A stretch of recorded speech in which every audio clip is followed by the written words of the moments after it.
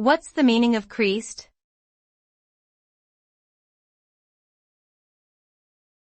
Creased.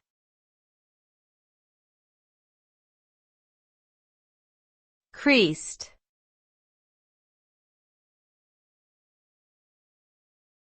Creased.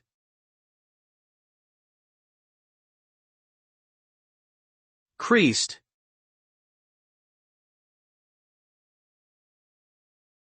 The term creased refers to a type of fold or wrinkle that has been formed in a material.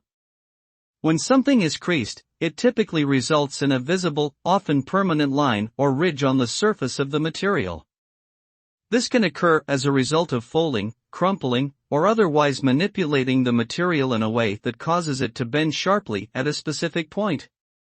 Depending on the type and thickness of the material, creases may be more or less visible and may have varying degrees of permanence.